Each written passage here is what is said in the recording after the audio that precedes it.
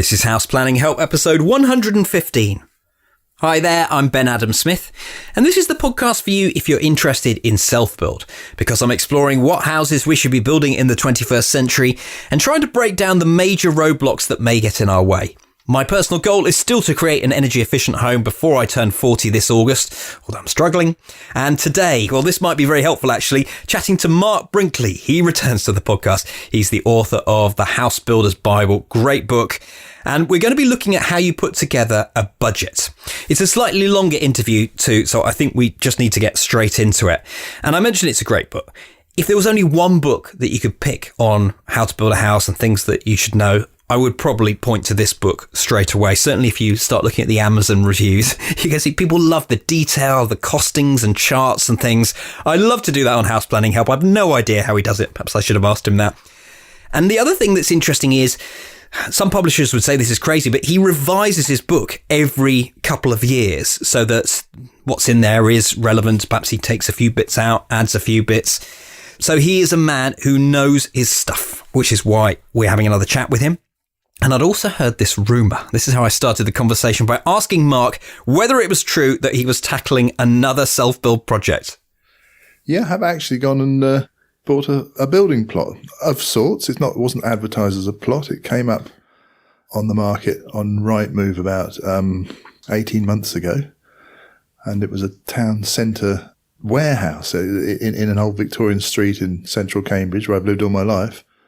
And things like that come up about once every 10 years, and I thought now's my chance to go for it, and put in a speculative bid for about 20% more than the asking price, and I was one of about 50 people bidding. So God knows how come I won it, but it turned out it actually came back onto the market. It's a complex story. I'm not sure quite how much you want to hear of this, because we could spend half an hour just talking about how I came to own this plot, which possibly you want to edit out. But long and short of it is I have bought a building site in central Cambridge and I'm going through the whole machinations of planning to trying to turn it into a house. Well, I thought it was an interesting starting point because I'd like to talk to you about budgets, but I imagine having the number one selling book on self-build, this is quite interesting to go through the process again, and maybe you discover some things have changed. So just before we launch into budgets and, perhaps we can even relate that to your project, have you found the landscape different in these early stages? Yes, it's terrifying, to be quite honest, having been quite happily telling everybody how they should be doing it for 20 years, not having built a new house for 20 years. It's much easier. I tell you, it's a hell of a lot easier telling people how to do it than there's actually doing it. So the old adage about, those that can do, those that can't teach.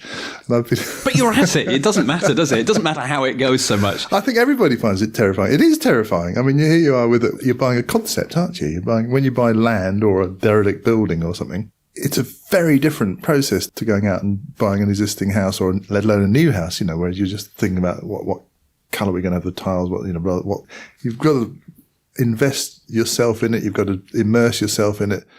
You've no idea, even with the best knowledge bank in the world, you still don't really know how much it's going to cost.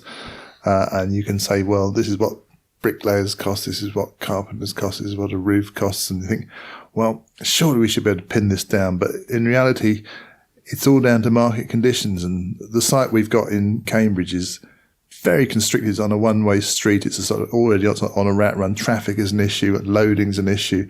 Craning's an issue. There's nowhere to store it. There's no side access. Logistically, it's tricky. But then logistically, builders handle stuff like that. But there's lots of added costs. It's very hard to quantify them. So we're going, it's so different to sort of buying a greenfield site and putting up say a package build or, doing something like that. It's tricky and it is quite terrifying in that we're trying to work out what we want and what we can afford, the same sort of things that all self-builders go through.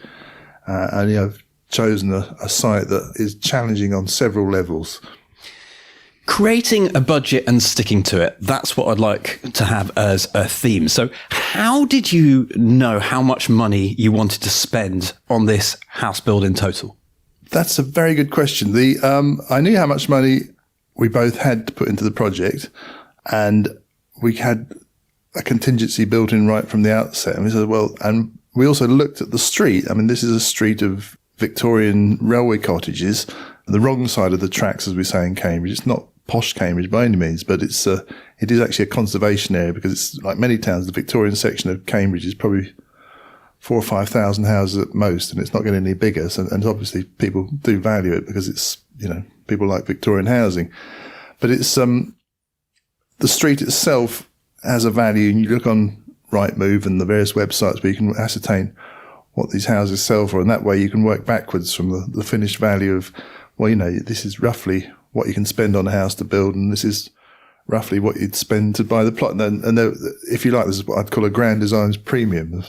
People would say, well, the hard-nosed developer might pay 200,000 for it, but, because there's enough people chasing their dream, it's going to be a lot more than that. So immediately you're working just in the initial transaction. You're saying, well, we're going to have to bid over that to win the plot. And so in a way, right from the outset, it's not, you don't think of it as a developer. You think this is what we need to secure this plot. And then we figure out how much we can build a house and how big a house we can build, what we can build with our budget. So it's sort of almost back to front, really. It's not the classic developer's calculation that, that everything drives the plot price down.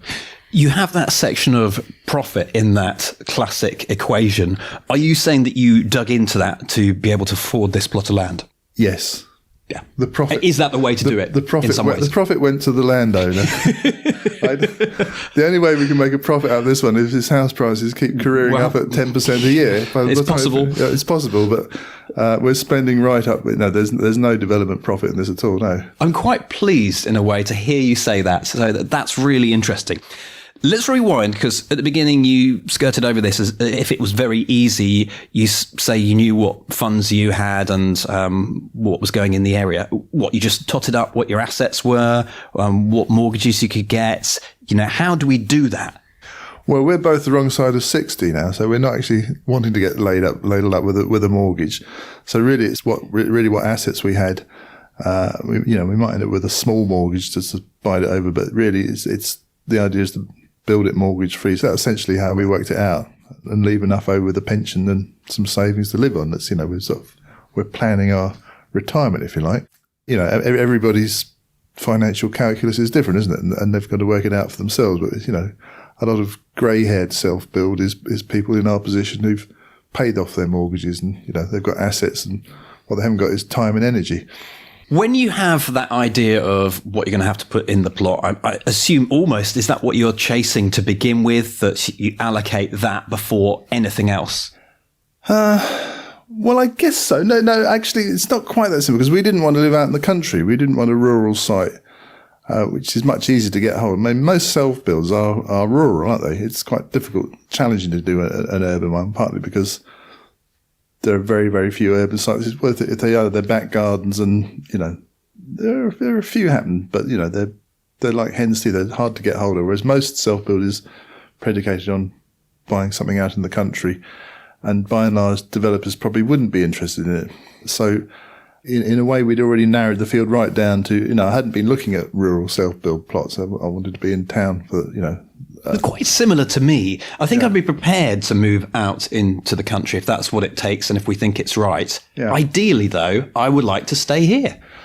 Well, if you limit it to your hometown in particular, it could be a long wait, or more likely you'd probably find something to renovate or a building to convert, an old chapel or something. It's probably more likely opportunity for you than finding a new build site, isn't it? Mm.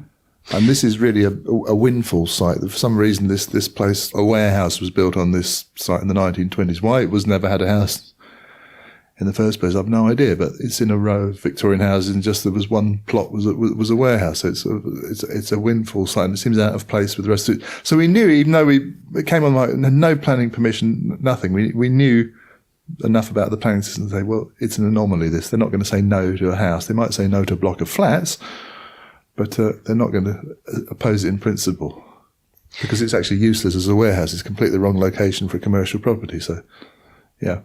Dividing up this budget then, I still don't fully understand how you do that. Can you fill in the picture a little bit? The balance between land and build costs, you mean? Well, do you need to get your design next? How do you know that this much is going to be for the foundations, this much is going to be for the walls, this much? What is the process that you go through? I guess when you initially think about it, you probably just start with the basic cost tables, and the magazines have information, the RICS cost tables. They're not a bad place to start, although we're finding them at the low end of expectations. We're staggered that the costs have been coming back so far, much higher than I was anticipating. We were just something at the upper end of the cost spectrum. We're operating about £2,000 a square metre, and it looked like we're getting costs coming in 50% higher than that. But I mean, that's a place to start, and there are. It's interesting because every self-build is different, and if you look at them, although if you aggregate them all into a group, you say, well, this is the average self-built house is 1,600 square metres, and it costs 160 square metres. Not 60. I'm getting my square feet and my square metres muddled, which I frequently do at my age. But it costs, I don't know, £1,600 a square metre to build, something like that. I said, well, that's fine, but within that, you'll find incredible variety of people having built tiny little things and people having built 700 square metre mansions, and the prices people have paid have varied from under £1,000 a square metre up to £4,000 or £5,000 a square metre. So I mean, it's a real rag bag of outcomes, and it's very difficult to synthesise that into sort of golden rules about what you should and shouldn't do, because everything is different. And the expensive ones aren't necessarily bad value. If you spend £4,000, £5,000 a square metre, it might be you've created something that's actually developer will think, wow, that's really good and it's worth a lot of money. But it's complicated to sort of pull all these strands into sort of, some semblance of some sort of standard way to go about it. The actual build process does tend to go through, I mean, there are certain well-worn sections, obviously, which are common sense, with the demolition, the groundworks, the building up the superstructure, and the whole balance of the shell against the finished costs, and there's whole areas of what we call elective extras. What sort of kitchen floor you want, how much you spend on a kitchen, which is much more familiar to ordinary homeowners, because you think about, a kitchen's a great example, something you can spend 3,000 or 4,000 on the kitchen, you can spend 30,000 or 40,000 on the kitchen. So the functionality is the same, but you've actually got a lot of control over the cost outcome. The structure of a house, not quite so easy. And again, quite often the constraints are put on by the site or by the planners. You've got to use certain materials, or you've certain goals you want to do. For instance, you want a low energy house, you're going to be spending a lot more on joinery, for instance. You could probably spend half as much on off-the-shelf joinery from your local builder's merchant than if you want triple glazed German joinery, for instance, So that's your own constraints. In a way, that's an elective extra, if you like. But how you cost that initially, the outcome, you really can only work off pounds per square metre off the table and say, well, that's roughly what it's going to cost me to build it. You can't get into the finer details of what you want, or people probably start out with the best of intentions, and then they go through this whole process of checking out this, can't afford that, and it ends up with a very, much more functional, less expensive house. If I say then passive house, roughly at this stage, I'm looking 120 to 130 square metres, and let's just guess around £2,000 per square metre. Yeah. I know it's very, very rough, but is that the sort of thing? Well, there's two things that are going to constrain you there. You've said 120 to 130 square metres. If you were to come across a site on a really expensive street of big houses, you'd say, well, if I build 120, I'm going to be spending way over the odds on the site. This is demanding a house of 200 plus square metres, Which sometimes I am. This exact situation's coming up that I feel I have a floating budget at the moment. Yeah. It may not be what you want, but there are so few urban sites come up that quite often you have to build to what's there, And actually, we don't want a particularly big house. We're thinking, we basically want somewhere for the grandchildren to come and stay, and that's hence the second and third bedroom, but we're not wanting a massive house at all. So in a way, the site will dictate what you want from the size. And there's nothing to stop you building a small house on suppose you had a house of a street of £1 million houses and a back garden plot came up. You decide you're going to build a 120 square metre house, so it might be worth £500,000. Well, you'd probably end up spending 400,000 on the plot, So you think, well, okay, you can do that, but it's you are pouring a lot of money down the drain, because development criteria suggests you should build something to match the neighbours. So it works both ways. On the other hand, if you're buying in a house, a row of £300,000 houses and you've suddenly found a plot and you want to build a a 250 square metre house that's going to be worth $1 million. You're going to struggle to get $1 million so there is a constraint. There's this whole concept of you build to the neighbourhood, that actually sets the economic calculus you've got to on each plot. And that's usually reflected in the plot price, to be fair, because a plot on an expensive street is going to be a very expensive plot, because the way plots are valued is essentially subtracting the build costs from the cost of what it would cost to build a neighbouring house.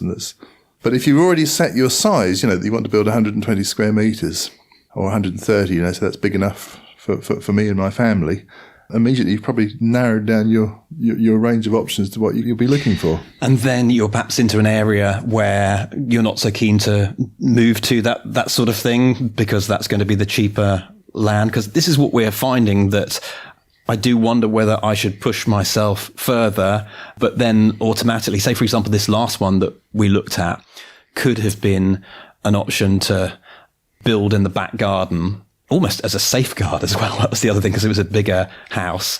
And then so you could have had there's potential for a second house in it. Definitely. Yeah. My wife is not so keen on that idea of this garden grabbing. And I must admit, I don't like it either. Yeah. Although I think I've been through enough of these interviews to understand that that's probably one of the main ways of making it happen. Well, it's very sad that it is happening, but the reality is land is so expensive, it's not altogether surprising, is it? But what's going to happen to our towns in the future? They're just going to be buildings. It's maybe they haven't started listing gardens yet. Don't give them any ideas. Because the garden is a concept. Our children and grandchildren will grow up not having a clue what a garden is. They'll have to go and visit country houses to see what a garden is, And it's rapidly becoming a luxury in itself. The thought of having a garden on a new house. Normally you get a yard. There's something in that. And also I wonder, going down streets, that parking is such a big thing that front gardens exactly the same. They just get squashed and 2 parking spaces put on them. Yeah, I guess that's just the way development goes. You go to lots of European cities, they grew up with apartments and, there's no gardens. There's no, your garden was your balcony. But that's the price you have to pay to live in a town. Anyway, I think we're going a little bit off track. Possibly. It's okay. It's an interesting sidetrack. I don't mind it when it's interesting. But, budgets. Yeah. And particularly cash flow then. How should we be managing our cash flow as we go along? I imagine in your situation, if you're retired and you've got some assets, well, no, there are some issues here. When do you sell those assets and so forth? Well, for us, it was Mandy had to sell her house. She had paying a mortgage off for many years, and we've cashed that in and paid the mortgage off, and it's sitting in income bonds.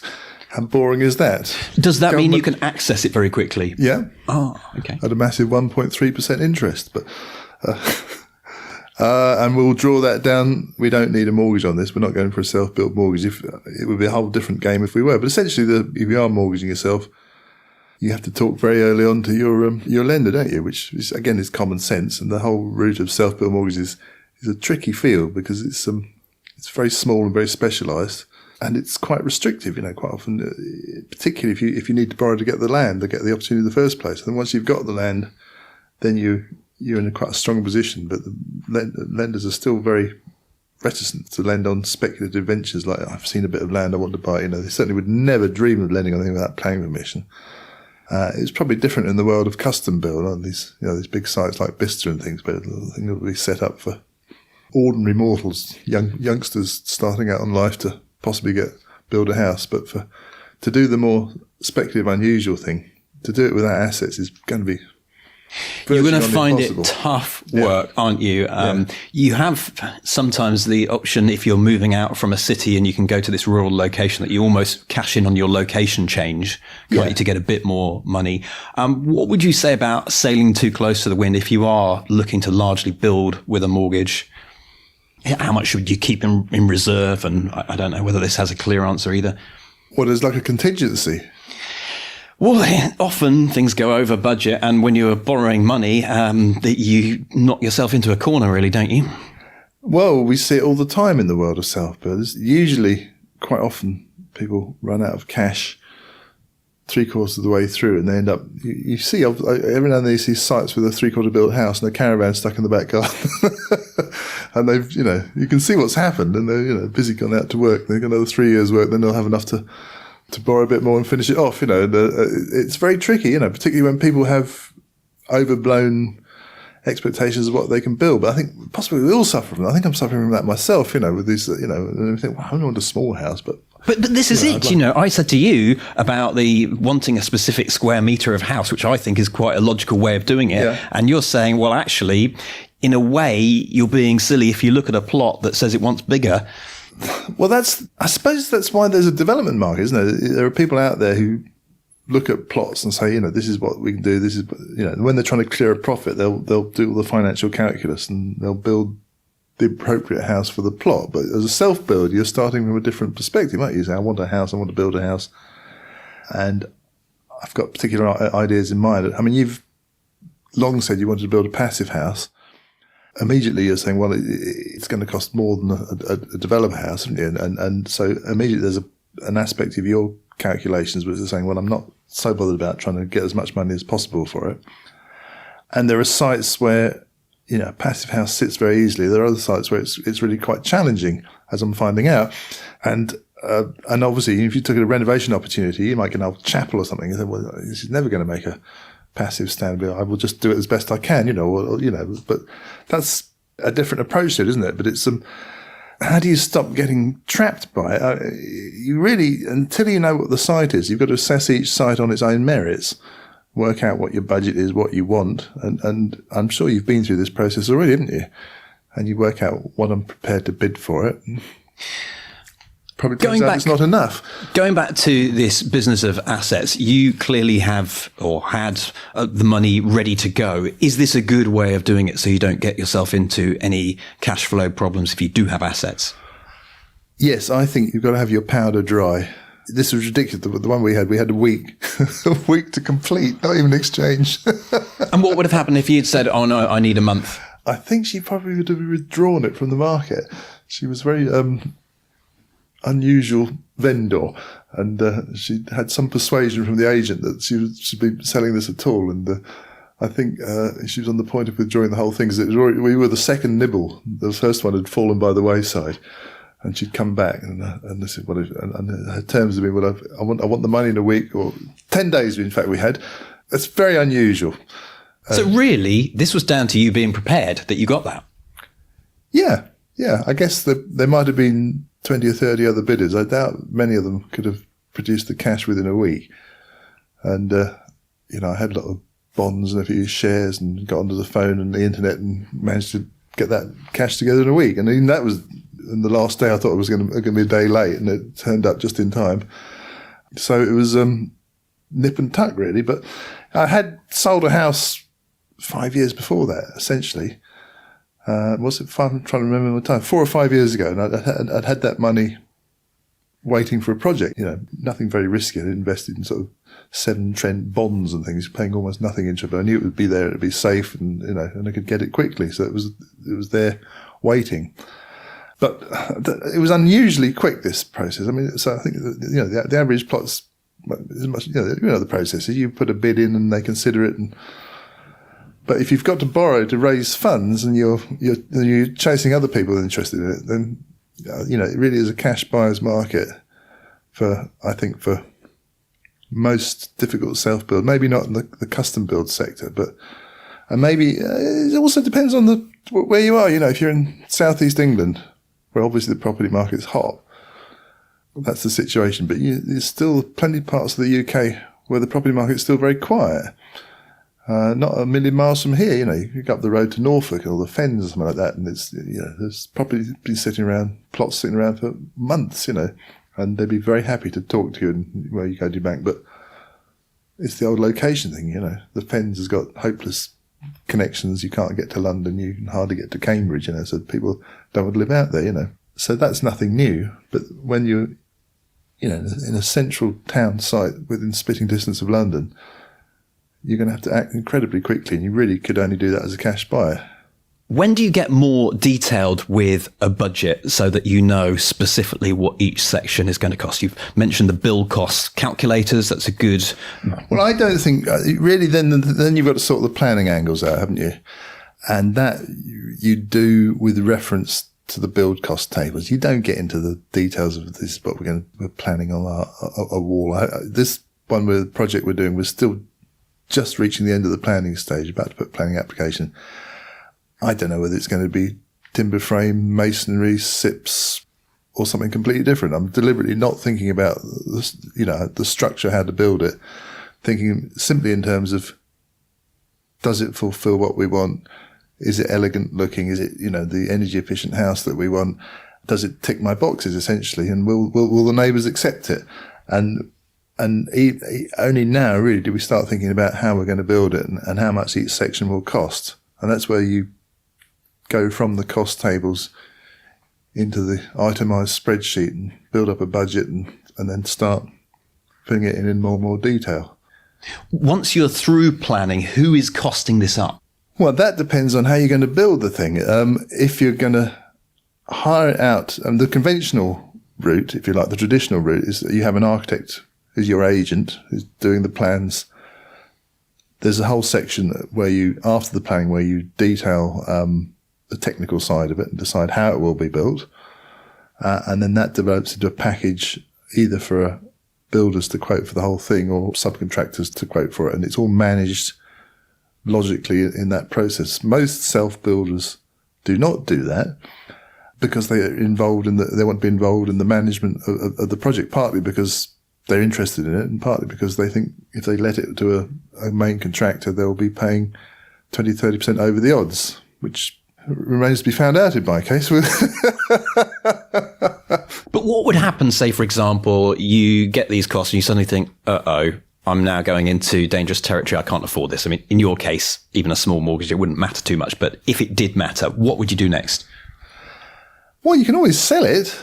And a plot with planning on it, there is that way out of it. You could say, I've got planning permission, I've got what I wanted, but I can't afford to build it, or I've lost heart. This isn't what I wanted to build, or I no longer want to do this. At that point, you can say what you don't want to do is to start building it and then try and sell it. A half-built house is actually probably worth less than a naked building plot, because you'll be building your house and someone else will want to put their house on it, won't they? So there's that sort of let-out moment of that where you could just sort of say, okay, enough's enough. This isn't going to work for me or us or whatever. But once you start on it, then you really, the only logical, and this work's got to be done at some point by someone. You've got to break it down logically into packages and say, this much work needs doing and in this order, and this is how much it's going to cost.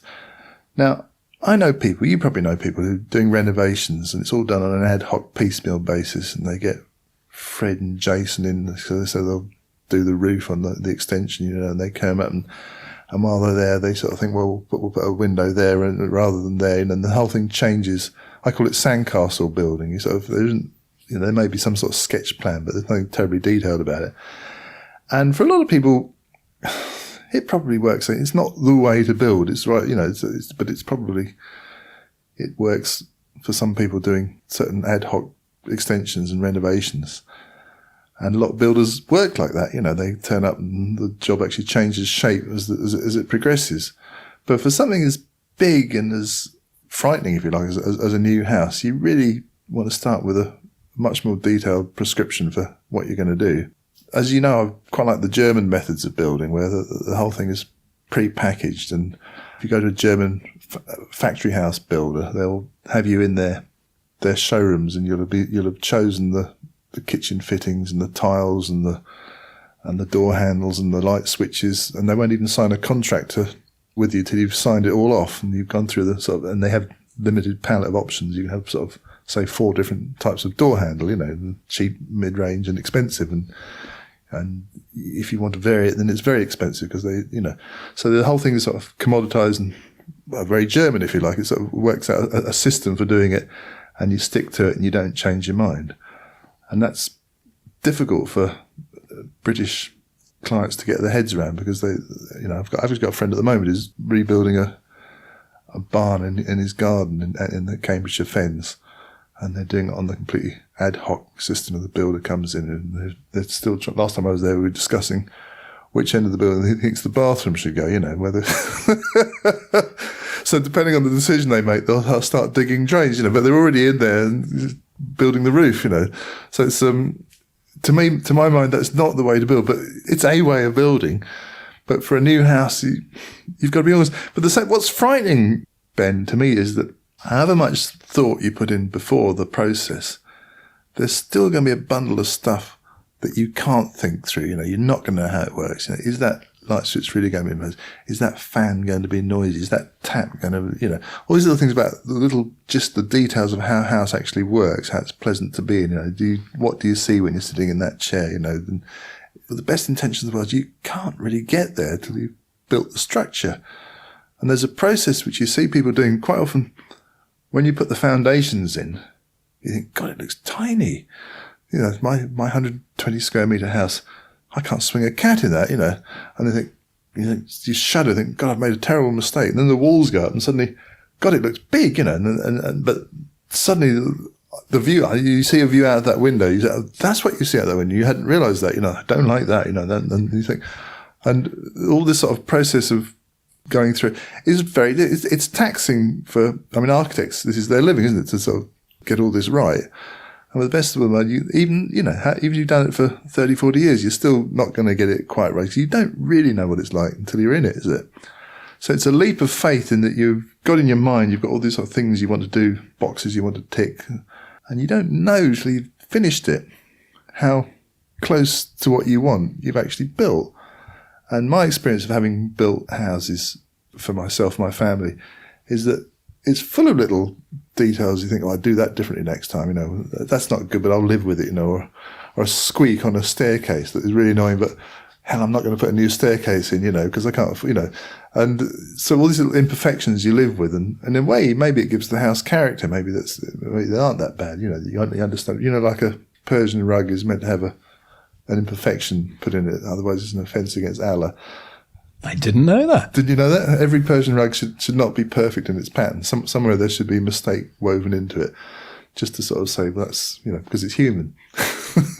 And maybe that's true of a self-build as well. That is completely different to going and buying a developer house, because you know exactly what you're getting. They built hundreds of them, and you can walk around the showroom and view it up. Other than the orientation being different, you know exactly what you're getting, don't you? And most people actually find that quite depressing, don't they? Well, look, we're just about out of time. I know we said we'd talk a little bit about sticking to budgets. I think we'll just have to have a quick top tip, perhaps, on sticking to budgets. Well, one thing is to make a budget in the first place, a detailed budget, and to package it with reason to, and if you like, use my book. It's actually broken up into a series of tables, section by section, sort of, so for making budgets, you can see how much you'd be spending on groundworks, that sort of thing. Sticking to it, all you can really do is get the job tendered, get it quoted for. What happens if you can't get the tender into the price you're hoping for? That's a problem, isn't it? Then you really have to have a contingency. You'd be a fool to start without a contingency. I'd have thought 10%, even more. And the other thing is to include items like interestingly, this site's got a garden, decent garden, which is one of the attractions of this site we've got, but it's located at the back of the house and there's no rear access. So we've got to build the garden shed and all the garden stuff first. Well, there's a logic to that, in that the garden shed can be the site hut, but it's most people when they're budgeting a house they think the garden, don't even think about it, but actually the garden is part of it, the fencing, the whole caboodle. Look at the whole project. Don't kid yourself and just look, we'll ignore outbuildings and garages and we'll ignore this, that and the other, externals, paving. But look at the whole thing. Be careful if you're working off tables, the cost tables, when it says so much per square metre, understand what's meant by a square metre of building. And it doesn't include gardens, it doesn't include garages, it doesn't include outhouses. There may be much more ancillary works that are quite separate to the actual square metre rate. So one of the downfalls of using square metre rates is, one house in two very similar houses can have two very different build costs because of their location, and also the fact that you get problems with them, what I call development costs, which are different to build costs. That's worth noting, that for instance, a backland plot will have development costs, running drains, services, maybe fencing, paving, to make that serviceable. You may be spending 30, 40 grand on just turning a backland plot into a building plot. That's not a build cost. That's a development cost. So be aware of the fact that, no two building plots are the same, and some are very easy to develop and some are very expensive to develop before you even started building the house. So be very aware, look at it from an honest perspective. Don't kid yourself that because I bought a building plot and the tables say I can build at £1,600 a square metre, I just multiply that by my square metres, that's how much I'm going to spend. It doesn't work like that. It's far more nuanced and complicated, and the outcomes on different houses, apparently similar houses, can be very different. And the only way really to do that is to bury yourself in the whole project, decide what you want to do, give yourself a reasonable budget. There are pie charts. You'll have seen these pie charts about, how much went into the foundations, how much went into the structure, how much in the service. They give a good indication. What they're not very good at is all the ancillary stuff. They get to this sort of bag called prelims. How much do you budget for prelims? I mean, there's a sort of, what is a prelim? You sit there, well, I'm not absolutely sure. I know what a prelim is, but it's there. And does it include site fencing? Does it include having a site hut? Do I need a site hut? All these sort of issues about how you build it and go on. And is there a contractor's profit in there? Is that mine? Do I save that, or do I have to spend that on van trips down to the builder's merchant? And so all this sort of stuff makes it, if you like, it's complicated, and therefore it is in that sense frightening. And sticking to a budget, it's always coming up with some sort of glib little thing about, you just do this, that, and the other. You don't. You just have to sort of analyse the project, not just the actual structure of what you're building, but how you're going to build it, and sit down. Hopefully you're familiar with a spreadsheet if you're taking all this on. I've seen some people, one of the most successful self-builders ever didn't know how to use a spreadsheet. She bought a ledger and had to fill it all out with pencil by hand. And she came on an amazingly cheap house with never built before. And Excel did not feature in it one jot. It was all done with pen and paper. And I was so full of admiration for it. And the fact is the process was right. You don't have to have be a whiz at Excel to be able to do this. But if you are, you can only really sit down there and every time something comes up, put it down, try and put a cost on it from what data you can gather from, books, magazines, wherever, the web. Use a QS to give you, there's some very good QS services out there to give you an overall feel for the job. I'd recommend that because it's all worth spending at the beginning of the job. Money worth, every pound spent at the beginning saves £5 at the end. There's another good old building adage. And if you like, I always start with italics when it's a guess and turn it into Roman font when I've got quotes, and then bold when it's finished. So you really can only really work through it. And the trouble is, it's always sticky upwards because there's invariably stuff that you forget or you overlook or stuff that you just don't foresee. And that's the contingency plan. So, it's all sort of common sense housekeeping. I wish it was, it wasn't. But the problem is it's such a multifaceted, you'll end up with 150 rows on your spreadsheet at least. And keeping tabs on them all is actually a lot of work. You've got to be the job accountant and go through it bit by bit and know the moment a decision gets made, different kind of groundworks, you know exactly what the outcome on the bottom line is, so you can see whether you've stuck to budget. And if you're going over, know right at the outset, don't wait till 8 months later till you run out of money when you're trying to get the floors tiled and that sort of thing. I wish there was a short, pithy way of saying it, but it's actually a lot of detailed accountant's work that goes into A, making the budget in the first place, and B, sticking to it. Well, Mark, brilliant information as ever. Enjoyed seeing you again. Thank you very much. Thank you, Ben, and good luck with your project. Head online to take a look at the show notes for this session at houseplanninghelp.com/115. You can review the key points. Also, if you want to purchase a copy of the Housebuilder's Bible, I'll point you in the right direction. Perhaps you have a comment or a question you'd like to ask, you can do that at the bottom of the show notes. As ever, we'll link to Mark's blog. As I say, all of that at houseplanninghelp.com/115. Really nice to have another chat with Mark. One more thing I wanted to finish up on today, and that is that we're going to have a House Planning Help meetup at EcoBuild this year. So that will be on Tuesday, the 8th of March, 2016. And I'd love you to come and say hello. Alex Baines, who we have featured in the Hub, He's obviously on his self-build project, and we've showed a number of short videos in the hub. This is Long Barrow. He's going to be there, and he'll answer your questions and tell us how that progress is going and his self-build story, whether he's enjoyed it all. No, I think he has. So I'd love to see you there if you're already going to EcoBuild. As I mentioned, details in the show notes. Next time, Mike Whitfield from Mike Whitfield Construction is my guest. We're going to be looking at how you find a good builder, and he's been recommended by more than one person a few times. I've got to know him over the years, so I think he's going to be very helpful. It's been fantastic to have you there. The House Planning Help podcast is produced by Regen Media. Content that matters.